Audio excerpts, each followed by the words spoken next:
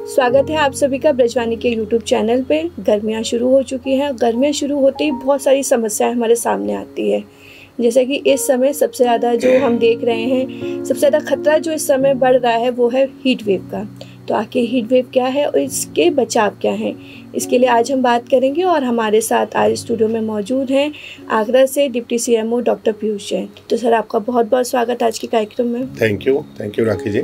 तो डॉक्टर पीयूष, सबसे पहले तो हीट वेव के बारे में ही आपसे जानना चाहेंगे कि हीट वेव को हम आसान भाषा में कैसे समझ सकते हैं। मैं सभी लोगों को ये बताना भी चाहूँगा कि जो हीट वेव होती है, जिसको हम अत्यधिक गर्मी का प्रभाव जो बोलते हैं, जो समाज के सभी वर्गों पर पड़ता है, अगर हम एक एग्जाम्पल के तौर पर इसको समझना चाहें तो अगर किसी स्थान का कोई भी एक अगर हम प्लेस ले लेते हैं, अगर उस पर उसका जो मिनिमम टेम्परेचर है और जो उसका मैक्सिमम टेम्परेचर है, उसमें अगर बहुत ज़्यादा वेरिएशंस होते हैं, खासतौर से मैक्सिमम टेम्परेचर पर, तो वो हीट वेव कहलाता है। सपोज़ अगर किसी एरिया का टेम्परेचर 40 डिग्री सेंटीग्रेड नॉर्मली जाता है और साल के कुछ महीनों में जैसे अप्रैल, मई, जून या जुलाई में वो टेम्परेचर अचानक 45 डिग्री हो जाता है या 47 डिग्री हो जाता है, तो उस एरिया को हम हीट वेव से प्रभावित एरिया की श्रेणी में लेकर आएंगे।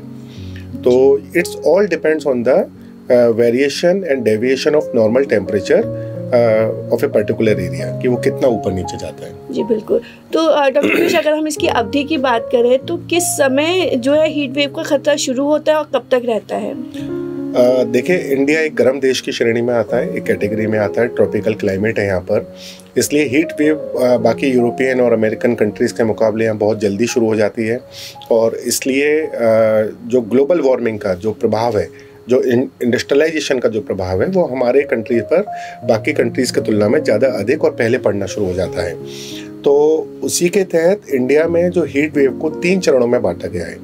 पहला जो चरण शुरू होता है वो फरवरी और मार्च माना जाता है, जो हमारा मेन टाइम होता है आगामी जो आने वाली हीट वेव का जो पीक टाइम होता है, जो अप्रैल से शुरू होता है, उसकी प्रिपेयर्डनेस के लिए। फरवरी से मार्च के बीच में हम लोग जितनी भी हीट वेव से संबंधित तैयारियां होती हैं, चाहे वो प्रचार प्रसार से संबंधित मटेरियल हो, उसको डिसेमिनेट कराना हो, उसको अवेयरनेस एक्टिविटीज़ के में शामिल करना हो, या अपने जितने भी हॉस्पिटल हैं रूरल एरियाज़ में या अर्बन एरियाज़ में उनको तैयार कराना हो, ORS का जो हमारा स्टॉक है उसको कंप्लीट करना हो, ये हमारा फरवरी से मार्च के बीच चलता है। जो सेकंड चरण है हीट वेव का, वो अप्रैल, मई और जून के बीच में होता है। और ये सबसे इम्पोर्टेंट होता है क्योंकि इंडिया में इस टाइम टेम्परेचर 40 को क्रॉस करता है, 45 की तरफ जाता है, और जून में तो ये लगभग 45 को क्रॉस करके 47 की तरफ चला जाता है। और इस टाइम हीट वेव से प्रभावित होने वाले लोगों की संख्या में अचानक बढ़ोतरी होती है। स्कूल्स खुले हुए होते हैं अप्रैल के महीने में, और लोग ट्रैवल बहुत करते हैं, गर्मियों की छुट्टियाँ शुरू हो जाती हैं। तो ये सारे जो पीक टाइम होता है वो अप्रैल से जून का होता है, जो सेकेंड फेज़ होती है। थर्ड फेज़ जो होती है वो जुलाई और अगस्त होती है। इस टाइम कंट्री के बहुत सारे भागों में बारिश शुरू हो जाती है और ह्यूमिडिटी हो जाती है बारिश की वजह से, और ह्यूमिडिटी हीट वेव की सीवियरिटी में अपना एक अलग रोल अदा करती है। जहाँ पर कम टेम्परेचर में भी, जहाँ पर 40 to 43 टेम्परेचर होता है, पर क्योंकि हमारी स्वेटिंग जो हो रही होती है वो इवोपरेट नहीं हो पाती है, तो बॉडी का बेसिक टेम्परेचर राइज हो जाता है। तो ये 3 फेज़ होती हैं हीट वेव की इंडिया में मेनली। जी, तो सर, अगर हम बात करें कि सबसे ज़्यादा खतरा जो होता है वो किस टाइम पे होता है, क्योंकि जो हम जनरली देखते हैं कि सबसे ज़्यादा गर्मी हमें मई और जून में महसूस होती है, तो क्या वही फेज़ सबसे ज़्यादा खतरे का होता है? एग्जैक्टली। जो second phase of heat wave होती है, जो अप्रैल से जून के बीच में होती है, वो सबसे खतरनाक भी होती है, और यही वो सबसे इम्पोर्टेंट टाइम होता है जब हमको सबसे ज़्यादा सावधानियाँ भी रखनी होती हैं। समाज में अलग अलग तरह के लोग होते हैं। कुछ लोग कंफर्ट जोन में होते हैं, जो अपने घरों में भी AC में होते हैं, गाड़ी में भी होते हैं और ऑफिस में भी होते हैं। पर ये जो एक वर्ग है, ये बहुत सीमित वर्ग है। हमारा जो मैक्सिमम जो एक बड़ा वर्ग है वो हीट वेव के कॉन्टैक्ट में आता ही है, हाई टेम्परेचर के कॉन्टैक्ट में आता ही है। चाहे उसको अपने काम के सिलसिले में घर से बाहर निकलना होता है, या फिर ऑफिस के वर्क से निकलना होता है, या स्कूल कॉलेजेस के अपनी क्लासेस के लिए जाना होता है, तो ये सबसे पीक टाइम होता है हीट वेव का। जी बिल्कुल। डॉक्टर पीयूष, एक चीज़ और जानना चाहेंगे कि कितने टेम्परेचर पे हम ये मान सकते हैं कि हीट वेव का खतरा है, क्योंकि अलग अलग जगह का अपना एक टेम्परेचर होता है, हिल्स का अलग और मैदानी इलाकों का अलग, तो इस पर थोड़ा सा बताएं। एग्जैक्टली, ये जानना बहुत इंपॉर्टेंट है कि किस एरिया में कितने टेम्परेचर पर गवर्नमेंट के द्वारा, हेल्थ डिपार्टमेंट के द्वारा हीट वेव की वार्निंग इशू करी जा सकती है। इंडियन मेट्रोलॉजिकल डिपार्टमेंट के द्वारा जो गाइडलाइंस हैं उसमें अगर प्लेन एरिया है, जो प्लेन रीजन होते हैं जैसे आगरा है या जो ज़मीनी शहर होते हैं, उसमें नॉर्मल टेम्परेचर 40 डिग्री सेंटीग्रेड माना जाता है। अगर ये टेम्परेचर 40 डिग्री से 45 डिग्री तक जाता है तो हीट वेव की वार्निंग 45 डिग्री से ऊपर जाने पर इशू कर दी जाती है, अगर टेम्परेचर 45 डिग्री सेंटीग्रेड से ऊपर जाता है। अगर टेम्परेचर 47 डिग्री से ऊपर जाता है तो सीवियर हीट वेव की वार्निंग इशू करी जाती है और लोगों को बताया जाता है कि बिल्कुल घरों से इस टाइम पे पीक आवर्स में ना निकले। इसी तरह से एक कंसेप्ट है वार्म नाइट्स का। कभी कभी रातों को बहुत गर्मी होती है जी बिल्कुल। तो वार्म नाइट का कंसेप्ट है कि अगर किसी भी रात में अगर टेम्परेचर 40 डिग्री से ज़्यादा होता है तो वो वार्म नाइट्स की श्रेणी में आती है। और अगर किसी भी एरिया में लगातार 2 दिन तक टेम्परेचर 45 डिग्री को क्रॉस करता है तो हीट वेव, 47 डिग्री को क्रॉस करता है तो सीवियर हीट वेव, रात में अगर 40 डिग्री को क्रॉस करता है तो वार्म नाइट, अगर लगातार 2 दिन तक ये टेम्परेचर रहता है तो वहाँ पर ऑफिशियली हीट वेव और सीवियर हीट वेव की वार्निंग और अलार्म इशू किया जाता है। ऐसे हिली एरिया में है जो अभी हम लोगों से इतना कांटेक्ट में नहीं है, पर अगर हिली एरिया में नॉर्मल टेम्परेचर 30 माना जाता है और वहाँ पर अगर 30 से ऊपर +6 डिग्री सेंटीग्रेड होता है तो हीट वेव और सीवियर हीट वेव की वार्निंग इशू करी जाती है। तो डॉक्टर पीयूष, जैसे कि अभी आप बात कर रहे थे कि रात में भी कई बार गर्म हवाएं चलती हैं, तो क्या उस वक्त भी हमें खतरा रहता है? बिल्कुल, क्योंकि जब भी एनवायरनमेंट का टेम्परेचर बढ़ेगा तो आपकी बॉडी का टेम्परेचर बढ़ेगा और बॉडी डिहाइड्रेटेड होगी। तो नॉर्मली सोते में हमको ये पता नहीं लगता है रात में। तो और रात को कभी कभी क्या होता है कि हम लोग हैवी खाना खाते हैं, लाइट होती नहीं है, लाइट चली जाती है तो वो खाना हमारी बॉडी में फर्मेंट होता रहता है और उससे भी बॉडी का टेम्परेचर बढ़ता है। तो विशेष ध्यान रखें कि रात का जो भोजन हो वो आपका हल्का हो, सुपाच्य हो, ज़्यादा लिक्विड वाला हो। और अगर रात को टेम्परेचर बढ़ता है तो वो हीट वेव की श्रेणी में आता है, उससे वही प्रॉब्लम हो सकती है डिहाइड्रेशन की वजह से जो दिन में हो सकती है। तो ये भी ध्यान रखने वाली बात है। तो डॉक्टर पीयूष, जब बात आती है कि हीट वेव की वजह से हमारे स्वास्थ्य पे क्या असर पड़ता है? ये ग्लोबल वार्मिंग की वजह से और इंडस्ट्रियलाइजेशन की वजह से जो ग्लोबल टेम्परेचर बढ़ रहा है, हीट वेव हमारी बॉडी के इम्यूनिटी को बहुत प्रभावित करती है और सरकार भी इसको लेके बहुत ज़्यादा चिंतित भी है। इसलिए इस साल हम लोगों ने मार्च के महीने से ही हीट वेव की तैयारियां पूरे जनपद में शुरू कर दी हैं और लगभग हमारी जितनी हेल्थ फैसिलिटीज़ हैं वो हीट वेव के प्रभाव को लेकर बहुत ज़्यादा सेंसिटिव भी हैं। इससे पहले मैं थोड़ा सा बताना चाहूँगा कि जो इससे पिछला साल था 2023 वो पूरे दुनिया में अब तक का सबसे गर्म साल घोषित किया गया है और जो अभी साल 2024 चल रहा है वो अब तक का सबसे गर्म साल घोषित होने की संभावना है और ये अभी से हमको दिख रहा है कि टेम्परेचर बहुत ज़्यादा बढ़ रहा है।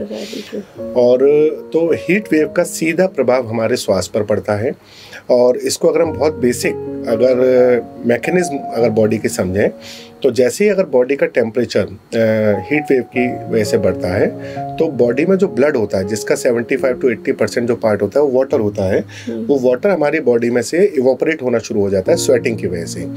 और जब वो पानी की कमी हमारे खून के अंदर हो जाती है तो खून हमारा थिक हो जाता है, उसकी विस्कोसिटी बढ़ जाती है, वो गाढ़ा हो जाता है, जिससे उसका जो नॉर्मल फ्लो बॉडी में हो रहा होता है और वो बॉडी के अलग अलग पार्ट को ऑक्सीजन पहुंचा रहा होता है, उसमें कमी आ जाती है। तो बॉडी के जो वाइटल ऑर्गन्स होते हैं जैसे ब्रेन है, जैसे हार्ट है, किडनी है, लंग्स है, ये सारे सबसे पहले प्रभावित होते हैं क्योंकि यहाँ पर ऑक्सीजन पहुँचने की जो समय सीमा होती है वो बढ़ जाती है, ऑक्सीजन की मात्रा घट जाती है। तो विभिन्न प्रकार के हीट रिलेटेड इलनेसेस HRI जिसको हम लोग बोलते हैं वो सामने आने लगती हैं। और जो हीट रिलेटेड इलनेसेस होती हैं वो उसके अपने 3-4 प्रकार होते हैं जी। जो सबसे इम्पोर्टेंट और जो सबसे कॉमन जो प्रकार होता है जो हम बचपन से सुनते हुए आ रहे हैं उसको हम नाम देते हैं घमौरियाँ जी। घमौरियाँ जी। बच्चों के शरीर पर या धूप में निकलने वाले लोगों के शरीर पर ये आपको दाने हो जाते हैं लाल रंग के, जिसको इंग्लिश में प्रिकली हीट भी बोलते हैं। ये सबसे सिंपल और सबसे कॉमन एक हीट रिलेटेड इलनेस है जिसको बहुत आसानी से हम अवॉइड भी कर सकते हैं, ताकि अगर हम धूप में ना निकलें और प्रॉपर अगर हम हाइड्रेशन बॉडी का मेंटेन करें, पानी पीते रहें, छाया वाली जगह पर अगर हम ज़्यादा निकलें या अपने शरीर को ढक कर निकलें तो हम प्रिकली हीट से बच सकते हैं। इसके बाद आता है हीट एग्जॉशन। जिसमें एग्जॉशन का मतलब होता है जब बॉडी एग्जॉस्ट हो जाती है, वो थकने लगती है। और बॉडी कब थकती है? जब उसमें हाइड्रेशन की कमी हो जाती है। अगेन वही फैक्टर सामने आता है कि बॉडी में पानी की कमी होती है, बॉडी की मसल्स जो होती हैं वो थकने लगती हैं, क्योंकि उसमें अपने मेटाबॉलिक और कैटाबॉलिक इफेक्ट सामने आते हैं। बॉडी मसल्स को काम करने के लिए जो प्रोटीन चाहिए होती हैं वो पानी की कमी की वजह से उतनी अच्छी तरह एक्ट नहीं कर पाते हैं, जिससे हमारी बॉडी में हीट क्रैम्प्स होने लगते हैं, हमारे पैरों में दर्द होने लगता है, हमारे सिर में दर्द होने लगता है, हमारी बॉडी स्टिफ होने लगती है। तो ये हीट एग्जॉशन में आता है। इसके बाद आता है हीट स्ट्रोक भी आता है। हीट स्ट्रोक एक बहुत ही सीवियर या last stage of heat related illnesses है, और ये कभी कभी जानलेवा भी सिद्ध होती है। और इसमें अक्सर क्या होता है कि बॉडी का जो टेम्परेचर होता है वो 104 डिग्री फ़ारेनहाइट तक पहुंच जाता है या 40 डिग्री सेंटीग्रेड के आसपास आ जाता है, जो कि अपने आप में एक बहुत सीरियस कंडीशन होती है किसी भी एज ग्रुप के बॉडी के लिए, चाहे वो बच्चा हो, चाहे प्रेग्नेंट फीमेल हो, या एडल्ट हो, या बुजुर्ग लोग हो। इस टाइम पे बॉडी के जितना भी मैकेनिज्म होता है, प्रोटेक्टिव डिफेंसिव मैकेनिज्म होता है, वो काम करना बंद कर देता है और बॉडी में स्ट्रोक हो सकता है, ब्रेन को ऑक्सीजन की कमी या ब्लड सर्कुलेशन की कमी की वजह से हार्ट अटैक्स हो सकते हैं, किडनी शटडाउन हो सकता है, एक्यूट रीनल फेलियर्स हो सकते हैं, और ये अपने आप में एक सीवियर कंडीशन है। और इसके बाद फेंट हीट स्ट्रोक से पहले एक अवस्था और होती है हीट सिनकोप की। अक्सर हम सुनते हैं, आज भी मैंने पेपर में पढ़ा था कि अक्सर बच्चे स्कूल के असेंबलीज में खड़े होते हैं, या कोई वर्कर्स कहीं पर साइकिल चलाते हुए जा रहे होते हैं, या रेलवे स्टेशन पे, बस स्टॉप पे लोग खड़े होते हैं और वो अचानक बेहोश होकर गिरने लगते हैं। तो ये हीट स्ट्रोक से पहली वाली अवस्था है, इसको हीट सिनकोप कहते हैं। और अगर इसको टाइमली मैनेज कर लिया जाए तो हम हीट सिनकोप को हीट स्ट्रोक में कन्वर्ट होने से रोक सकते हैं। और यह भी इसीलिए होता है कि जब हम ज़्यादा देर धूप, ज़्यादा टेम्परेचर के लिए हमारी बॉडी एक्सपोज होती है तो उसमें अगेन डिहाइड्रेशन होता है, ब्रेन को ऑक्सीजन की और पानी की कमी होती है, और फिर ब्रेन अपनी एक शटडाउन अवस्था में जाने स्टार्ट कर देता है और आदमी बेहोश होकर गिर जाता है।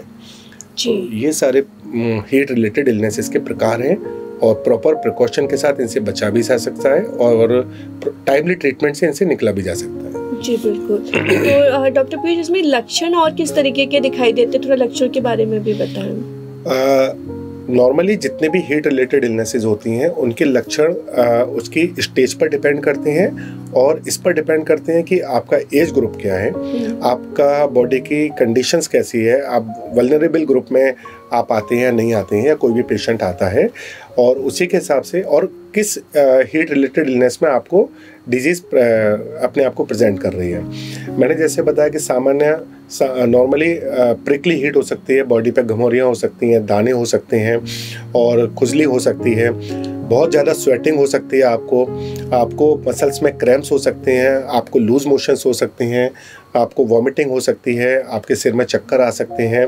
और आपको बेहोशी हो सकती है। आप बहुत देर तक सोना पसंद कर सकते हैं। अगर कोई बच्चा है तो वो उसको नींद से जगाने में दिक्कत हो सकती है, वो सोना ज़्यादा पसंद करेगा एक्टिव हो, क्योंकि उसके ब्रेन में ऑक्सीजन की कमी है, पानी की कमी हो रही है बॉडी के अंदर, तो वो एक्टिवनेस उसकी कम हो जाएगी। अगर कोई पेशेंट या कोई आदमी अगर हीट में एक्सपोज हो रहा है और उसकी बॉडी का टेम्परेचर बढ़ रहा है तो हो सकता है उसको मिर्गी के दौरे भी आ सकते हैं। ये सिंपल हीट वेव के हीट रिलेटेड इलनेसेस के लक्षण हैं। नॉर्मल से वो बढ़ाना भी शुरू कर सकता है। ये सारे सिम्टम्स ये शो करते हैं कि ओवर हीट टेम्परेचर्स का हमारी बॉडी पर, हमारे दिमाग पर असर पड़ना शुरू हो गया है। इसके बाद वो हीट सिनकोप में जा सकता है, वो बेहोश होकर गिर सकता है, उसको वॉमिटिंग आ सकती है अगेन, और पेट में और पैरों में क्रैम्प्स हो सकते हैं। इसके बाद हीट स्ट्रोक में जा सकता है, जहाँ पर आदमी बिल्कुल अनकॉन्शियस हो जाता है और उसकी सीवियरिटी बढ़ सकती है। मतलब हम ये कह सकते हैं कि बहुत जानलेवा साबित भी हो सकते हैं। बिल्कुल, और होता भी है। अक्सर ऐसे केस पब्लिक प्लेसेस पर होते हैं और वो रिपोर्ट नहीं हो पाते हैं, इसलिए वो हमारे जानलेवा जो केसेस, फेटल केसेस होते हैं, उनकी संख्या कम रिपोर्ट में आ पाती है। जी बिल्कुल। तो डॉक्टर पीयूष, ऐसे में अगर हम जो हमारी कम्युनिटी है उसमें बहुत सारे ऐसे वर्ग हैं जिनको ज़्यादा ध्यान रखने की ज़रूरत है, तो उनके लिए क्या कहना चाहेंगे? It's a very good question, क्योंकि हमारे गवर्नमेंट की भी एक टारगेट अप्रोच है, और इस हमारा गवर्नमेंट के द्वारा, सेंट्रल गवर्नमेंट के द्वारा, स्टेट गवर्नमेंट के द्वारा एक नेशनल लेवल हेल्थ प्रोग्राम शुरू किया गया है जो 2019 से आई थिंक लॉन्च किया गया था, और उसका नाम है national programme for climate control and human health. और इसमें सीधे सीधे जलवायु परिवर्तन और मानव स्वास्थ्य इस कार्यक्रम का नाम है। और जब भी जलवायु परिवर्तन, चाहे वो बहुत हीट वेव के रूप में हो या फिर बहुत ठंड के रूप में हो या एक्यूट रेस्पिरेटरी इन्फेक्शंस के रूप में हो, पॉल्यूशन बढ़ने के कारण उसका मानव स्वास्थ्य पर कैसा प्रभाव पड़ता है, ये बहुत गंभीरता से पूरी दुनिया में लिया जा रहा है। तो इसमें जो एक डेफिनेशन दी गई है वल्नरेबल ग्रुप्स की, कि कौन कौन से एज ग्रुप या सोसाइटी के, कम्युनिटी के वो वर्ग जो हीट वेव से ज़्यादा प्रभावित हो सकते हैं, उन पर विशेष ध्यान देने की ज़रूरत है। 2-3 लोगों को उस वर्गों पर ज़्यादा विशेष ध्यान देने की ज़रूरत है। पहला तो जो उस वर्ग को बिलोंग करता है, जो व्यक्ति उस वर्ग में आता है, मैं भी आपको वर्ग भी बताऊंगा वो कम्युनिटी के कौन कौन से पार्ट्स हैं। दूसरा, उस वर्ग से डायरेक्ट रिलेटेड पर्सन्स हो जो वहाँ पर रोजगार देता है। सपोज कोई बच्चा है जो उस वर्ग में आता है, तो वहाँ के टीचर्स को, स्कूल्स को, अगर किसी फैक्ट्री में वर्कर्स काम करते हैं तो वहाँ के मालिक को, कि वो अपने वर्कर्स के लिए ऐसी सुविधाएं दें कि उनको हीट रिलेटेड इलनेसेस से प्रभावित ना हो। तीसरा, सरकार को। तो ये जो वर्ग हैं वो मेनली हो सकते हैं और होते भी हैं, जैसे लेबर क्लास है, वो डेली सुबह निकलते हैं, खुले में काम करते हैं, डायरेक्ट सनलाइट के एक्सपोजर में आते हैं और उनकी बॉडी का टेम्परेचर बढ़ता है। उनकी जो बेसिक इम्यूनिटीज़ उनके वर्क प्लेस पर होती हैं वो बहुत ज़्यादा अपडेटेड नहीं होती हैं, डिहाइड्रेशन के संपर्क में वो आते हैं और वाटर फैसिलिटीज़ भी वहाँ पर कम होती हैं। दूसरा वर्ग है जिसको हम एज ग्रुप के हिसाब से कहेंगे, जो बहुत ही ज़्यादा सेंसिटिव होता है, वो है बच्चों का वर्ग। छोटे बच्चे और एडल्ट जो सीनियर सिटीजन्स होते हैं, जो बुजुर्ग लोग हमारी सोसाइटी के होते हैं, क्योंकि उनकी बॉडी अभी एडॉप्ट नहीं कर पाती है इतने जल्दी ट्रांजिशंस में जो बॉडी में हो रहे होते हैं हीट वेव की वजह से। और तीसरा वर्ग है प्रेग्नेंट फीमेल्स को, क्योंकि प्रेग्नेंट फीमेल्स में ऑलरेडी एक हाइपर कोएगुलेबिलिटी स्टेज होती है जहाँ पे खून के गाढ़ा होने की प्रवृत्ति अपने आप ही होती है, और अगर वो हीट वेव के संपर्क में आती हैं तो डिहाइड्रेशन की वजह से प्रवृत्ति बढ़ सकती है। तीसरा वर्ग है जो हमारा ओपन ट्रैवलर्स होते हैं, जो बैलगाड़ी में जा रहे होते हैं, गांव में काम कर रहे होते हैं, जो किसान जो खुले में काम कर रहा होता है। तो ये सारे वो वर्ग हैं जो हीट वेव से ज़्यादा प्रभावित होते हैं और इनको अपने आप बहुत ज़्यादा सावधानी रखने की ज़रूरत होती है। जी बिल्कुल। तो डॉक्टर पीयूष, अब बात आती है prevention is better than cure की, हमें दिक्कत ही ना हो तो हमें किन बातों का ध्यान रखना चाहिए, क्या बचाव करने चाहिए हर इंसान को, उस पर थोड़ा सा बात करते हैं। हीट वेव से बचने के लिए समय समय पर NPCCSH प्रोग्राम के तहत, गवर्नमेंट के तहत और डिस्ट्रिक्ट लेवल्स पर एडमिनिस्ट्रेशन के तहत बहुत ही वाइड लेवल पर डूज एंड डोंट्स को स्प्रेड किया गया है। क्या करना चाहिए और क्या नहीं करना चाहिए, किन चीज़ों को हम अवॉइड करें जिससे हम हीट रिलेटेड इलनेसेस से बच सकें। तो पहले हम बात करेंगे कि हमें क्या करना चाहिए। आज भी आगरा में डिस्ट्रिक्ट एडमिनिस्ट्रेशन लेवल से और हेल्थ डिपार्टमेंट लेवल से एडवाइजरी जारी हुई है, और उसमें सबसे पहली लाइन जो आज मैंने पढ़ी है अखबार में, वो ये है कि जब पीक हीट टाइम्स होते हैं किसी भी दिन के, वो दोपहर 12 बजे से 4 बजे का टाइम होता है, उसमें सभी आमजन घर से बाहर निकलना अगर अवॉइड कर सकते हैं तो अवॉइड ही करें, ताकि आप डायरेक्ट सनलाइट में और हाई टेम्परेचर से आप बच पाएंगे। अगर आपको निकलना आवश्यक है, चाहे काम के लिए, बिजनेस के लिए, हम सबको नहीं रोक सकते हैं, तो अपनी बॉडी को मैक्सिमम कवर करके निकलें। अपने सिर पर कपड़ा बांध के निकलें, फुल स्लीव्स के कपड़े पहन कर निकलें, और जो कपड़े आप पहन रहे हैं वो लाइट कलर के होने चाहिए, वो कॉटन के होने चाहिए और वो प्रॉपर एयरी होने चाहिए। सिंथेटिक कपड़ों का प्रयोग इस मौसम में इन 3-4 महीनों में बिल्कुल ना करें। हमेशा अपनी बॉडी को अच्छे से हाइड्रेटेड रखें। घर से पानी पीकर निकलें, अपने साथ पानी की बोतल लेकर निकलें, और अगर आपके पास बोतल नहीं है तो उस रास्ते में अगर आपको कहीं भी पानी पीने का मौका मिल रहा है तो उसको अवॉइड नहीं करें। जितना पानी आप रास्ते भर पीते रहेंगे उतनी बॉडी आपकी हाइड्रेटेड रहेगी। आप अपने साथ नींबू की शिकंजी को प्रेफर करें, आप जो छाछ होता है उसको प्रेफर करें। आप जो हाईली वाटर कंटेंट वाले जो फ्रूट्स होते हैं, जैसे तरबूज है, खरबूज है ना, खीरा है, ककड़ी है, जो मौसमी फल होते हैं, इनका प्रयोग ज़्यादा करें। आप लोग जब हीट वेव में या हाई टेम्परेचर में मूव कर रहे हैं और आपको जब भी कोई पहला सिम्टम्स आपको लगता है कि आपको घबराहट होना शुरू हो जाती है या जी मिचलाना शुरू हो जाता है, वॉमिटिंग जैसा सेंसेशन हो रहा है, तो आप हाई टेम्परेचर में जो सन से एक्सपोज हो रहे हैं उसमें से हट के छायादार स्थान पर आ जाएं और कोशिश करें कि जो भी नज़दीकी गवर्नमेंट या प्राइवेट हॉस्पिटल है उसमें जाकर अपना चेकअप करा लें। तो ये कुछ बेसिक डूज हैं जो आपको ध्यान रखने चाहिए। और जो डोंट्स हैं जो नहीं करना चाहिए हीट वेव के टाइम पे, जिससे आप हीट रिलेटेड इलनेस के किसी भी स्टेज से बच सकते हैं, वो ये है कि आप अनएक्सपोज्ड होकर सनलाइट में ना निकलें, हमेशा ढककर बॉडी को निकलें, सिंथेटिक कपड़े ना पहने, कॉटन के कपड़े ही पहने, घर में रखा हुआ बासे खाने का सेवन ना करें, क्योंकि गर्मियों में अक्सर अनसीन बैक्टीरियाज और इन्फेक्शंस उसमें डेवलप हो जाते हैं और हम खाने को अगले दिन भी प्रयोग कर लेते हैं। जितना हो सके अगर आपको पार्टी या शादी वगैरह में जाना है तब भी आप चूज़ी होकर लिमिटेड खाना ही खाएं, बहुत ज़्यादा ऑयली स्पाइसी फूड का सेवन ना करें। कोशिश करें अगर आप किसी पार्टीज़ या उसमें समारोह में जा भी रहे हैं तो ज़्यादातर लिक्विड चीज़ों का सेवन करें। वहाँ पर अगर जूसेस हैं, अगर वहाँ पे दही की कोई चीज़ है, अगर वहाँ पे फ्रूट्स हैं तो उनका सेवन आप ज़्यादा करें। जितने भी बुजुर्ग, प्रेग्नेंट फीमेल्स और छोटे बच्चे हैं वो धूप में बिल्कुल भी ना निकलें।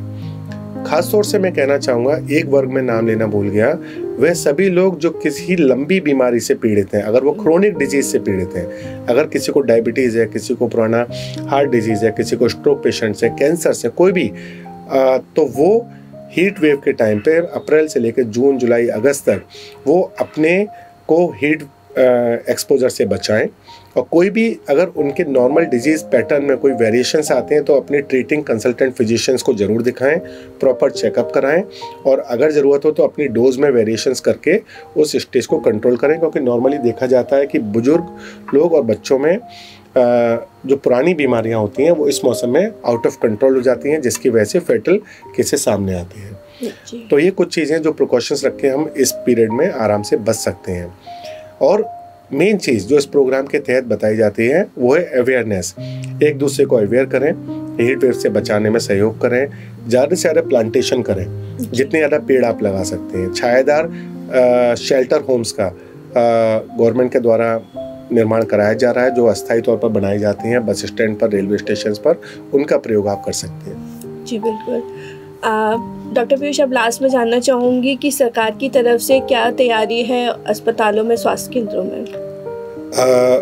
NPCCHH प्रोग्राम के तहत जिला स्तर पर और राज्य स्तर पर इन चीज़ों को बहुत सीरियसली लिया जा रहा है हीट वेव को लेकर, और हम लोग पूरी तरह से तैयार हैं हीट वेव के केसेस से उनको मैनेज करने के लिए। और इसलिए हम लोगों ने मार्च में ही अपने जितने भी हमारे गवर्नमेंट हॉस्पिटल्स हैं, मेडिकल कॉलेजेस हैं, जितने भी डिस्ट्रिक्ट हॉस्पिटल्स हैं, कम्युनिटी हेल्थ सेंटर्स हैं, PSCs हैं, यहाँ पर सारे हेल्थ स्टाफ की ट्रेनिंग कंप्लीट हो चुकी है, उनको सेंसिटाइज किया जा चुका है। जितने भी अर्बन PSCs हैं उनको सेंसिटाइज किया जा चुका है और वहाँ पर बेसिक फैसिलिटीज़ को स्ट्रेंथन करने के ऑर्डर्स भी दे दिए गए हैं और उनका रिव्यू भी स्टेट लेवल से और डिस्ट्रिक्ट लेवल पर हो रहा है। बेसिक फैसिलिटीज़ में हम लोग क्या स्ट्रेंथनिंग कर रहे हैं कि एटलीस्ट हर CSC पर 2 बेड हम लोगों ने रिजर्व किए हुए हैं। जो कोई भी हीट रिलेटेड इलनेसेस से अगर कोई पेशेंट आता है तो वो उसको वहाँ पर प्राइमरी और प्रायोरिटी तौर पर ट्रीटमेंट वहाँ पर दिया जाएगा। डिस्ट्रिक्ट लेवल हॉस्पिटल पर हम लोगों ने 5 बेड रिजर्व किए हैं एटलीस्ट, और हर CSC पर और डिस्ट्रिक्ट हॉस्पिटल्स में हम लोगों ने कोल्ड रूम की व्यवस्था करी है। कोल्ड रूम का मतलब होता है कि एक ऐसे रूम की व्यवस्था जहाँ पर AC हो, कूलर हो, पंखे हो जो फंक्शनल हो, और वहाँ पर वो कमरा टॉप फ्लोर पर नहीं होना चाहिए क्योंकि वहाँ का टेम्परेचर ज़्यादा होता है, वो ग्राउंड फ्लोर पर होना चाहिए। वहाँ पर हीट रिलेटेड इलनेस का पेशेंट अगर डिहाइड्रेशन में आता है तो उसको रीहाइड्रेट करने के लिए IV फ्लूइड्स की प्रॉपर व्यवस्था होना चाहिए।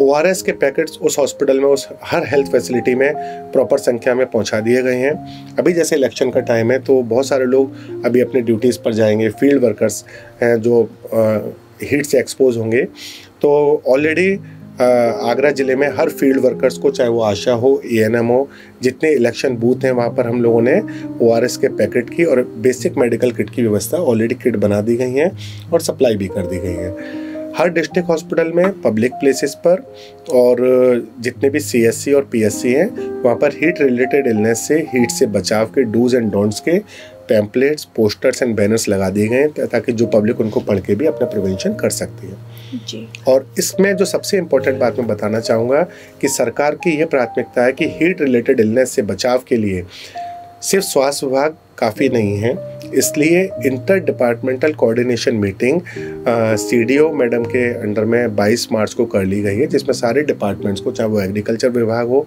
चाहे एजुकेशन विभाग हो, चाहे मीडिया हो, चाहे पुलिस हो या पंचायती राज विभाग हो, इन सब के अधिकारियों को ये बता दिया गया कि किस स्तर पर उनकी क्या भूमिका है, कि किसानों को कैसे मदद पहुंचानी है, अगर आग लग जाती है तो फायर ब्रिगेड को कैसे काम करना है, पुलिस को कैसे केस रिपोर्ट करना है।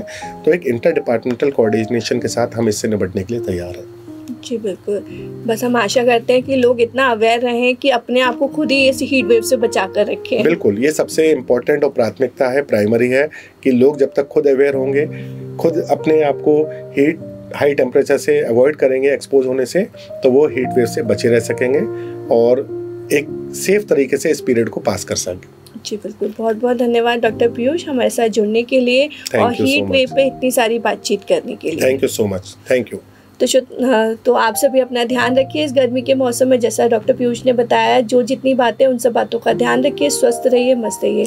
इसी के साथ फिर मिलेंगे आपसे किसी अन्य कार्यक्रम में अन्य जानकारी के साथ। नमस्कार। Thank you.